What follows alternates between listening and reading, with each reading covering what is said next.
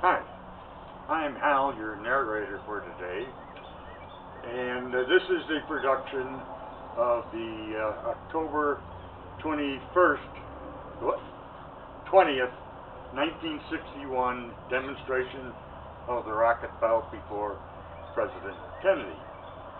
Now, before we get into the video, a number of you have emailed me and contacted me and said, look, why don't you have Mr. Graham do his own narration? Why does he have to hire some big professional expensive guy to do it for him? And by his own admission, he says, well, he wants somebody younger, he wants somebody with more stage presence, he just works this way, and besides, the executive producer wants it this way. Now, two things, given that's over, okay? Now, given that there's two things I want you to look to in this film, and that is, one, the scuba divers on the side of the lake that are going to save this guy if something goes wrong and he goes in to drink.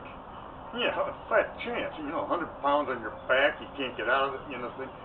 And the other thing is Mr. Graham actually got his feet, he took off one time and he had low pressure or something, and he got his feet right in the water. Watch for that one. I hope you enjoyed this show. Thank you very much. Bye, Mr. Graham. Bye. Well, first of all, how did we get there? How did we get from Niagara Falls, New York, to Fayetteville, North Carolina, home of Fort Bragg and the 82nd Airborne? It was a Caribou, for goodness sake. An old 160 knot jerk plane that took us 6-7 hours to get there. Jeez. Well, okay, here's a rare color shot of that flight over water, and the next picture shows Wendell Moore in the bow tie, and Ernie Krutinger, the big guy, and Bob Graham, the civilian coordinator, on the left. Oh, jeez. And here we have a picture of the actual flight and some news clippings from the wonderful results of that flight. Jeez. Now what follows is a video of some practice flights we had with an audio of a TV show of that time. Through the air with a rocket strapped on his back. Watch!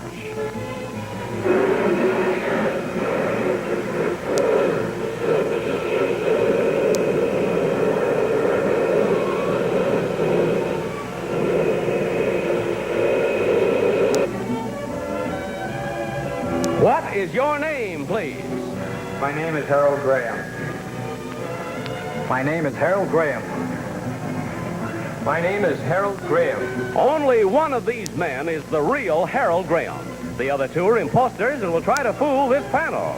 Tom Poston, Jane Meadows, Johnny Carson, and Kitty Carlisle on To Tell the Truth with your host, Bud Collier.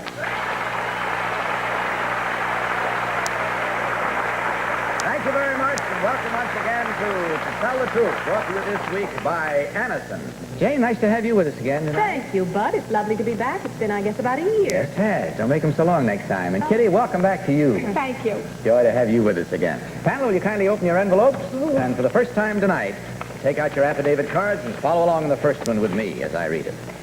I, Harold Graham, am a rocket engineer. For the past 6 months, I have been acting as test pilot on a rocket belt program. Wearing this rocket and belt, I have flown above obstacles and skimmed along some 35 feet over the ground. I recently demonstrated the military capabilities of the equipment by taking off from a landing craft and flying 200 feet to the beach. Among the interested spectators at this amphibious assault exercise was the President of the United States. I am the first man in history to fly with rockets strapped to my back. Signed, Harold Graham.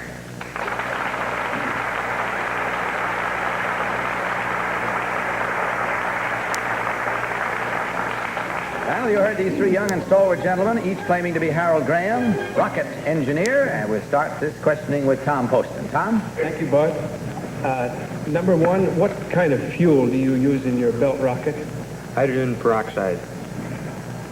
Number two, what is the eventual use that you plan to put this kind of apparatus to?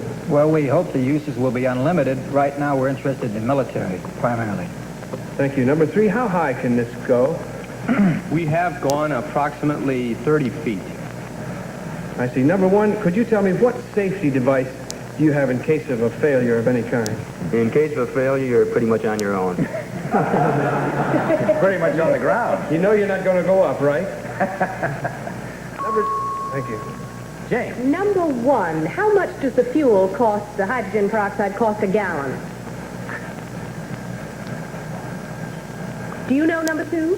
No. Number 3? I don't know. Where do you get this fuel, number 1? Number 2? Number 3? I don't know. You planning an excursion, Jane? Somebody just gave it to you? You don't know how it got into your rocket? You don't know how the fuel got into the rocket? Never mind. I'm asking number 1, but number 1 doesn't seem to know now. Oh, You didn't use the number. You just simply... Oh, number 1. Yes. How do you get the rocket fuel into the belt? It's pure and simple, pretty much like putting fuel into your gas tank of your car. Just you pipe it right in. Johnny. What do you hear from Steve? Most interesting film. Number 2, do you fly tourist or first class? I mean, is there any difference? How do you control your sideways movement? Number 2. Actually, that's done with your left hand. With your left We hand? have 2 handles on either side. One is the thrust, and the other is the lateral movement, right or left. Number 3, what speed can you attain with this contraption? We can go approximately 35 miles an hour. 35 miles an hour. That's maximum. Number 1, how do you reverse direction if you want to back up? If you want to back up, you do the opposite. And instead going of forward, yeah. pushing down on the tube, you pull them up. Kitty. Well, I think this is one of the most exciting things I've ever seen because this is what man has wanted to do all his life. Icarus put those wings on and, you know, flying in a plane isn't the same as flying by yourself. How much does this thing weigh, number 2? 120 pounds. Number 3, what does the spacesuit weigh by itself without the rocket belt? Approximately 25 pounds. Number 3 said he only went 30 yards, but it says here in the affidavit that you went 200 feet. Where did you do this? The 300 feet foot jump, that was back at the plant. Guess that's about it. Time for you now, for the first time tonight, to mark your ballot. So will you do so, please? Right now, at this moment, no further questioning, and without consultation. Will you vote for number 1, number 2, or number 3? Team of challengers, as is our custom, will receive $250 for every incorrect vote. All ballots marked? All right, Tom, for whom did you vote? I voted for number 1, Bud. These fellows are really... Willie Stein has done his usual remarkable job of casting the liars. They all look like they were cut from the same mold. It's a pretty good mold, by the way. I think the fella is embarking on a wonderful adventure. I wish I could help out with that project. Jane, your vote. Well, I voted for number 1, although they all look healthy enough to carry 120 pounds on your back, was that it, while flying through the air. It's just mental telepathy. I think it's number 1. All right, Johnny, what about you? I voted for number 2 because I got all 3 of them last week and I don't intend to break the streak. Kitty, which one do you... The taxi driver told me you got all 3 last week, so I'm with you. I voted for number 2. Number 3 said that he only went 30 feet. Number 1 said he went 300 feet back at the plant. It says here went 200 feet flying to the beach in front of the president. So I voted for number 2. Okay, there we have it. Our first die is cast, and we'll find out how true or false it may be as we learn which one of these 3 gentlemen is the real rocket engineer. Will the real Harold Graham please stand up?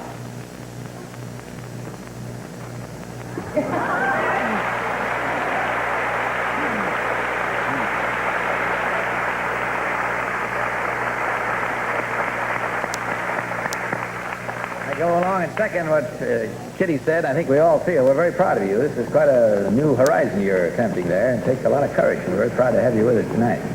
And also proud of Tom and Jane. You knocked off the first one real easily there. You both got it right. Let's find out about the others now, shall we? Incidentally, I want to tell you where Harold is. Harold is doing this experimental work as rocket engineer for Textron's Bell Aero Systems. Is that right? That's correct. Number 2, would you tell us your real name and what you really do? Well, my name is Gene Hoban. I represent the Dover Corporation, the elevator.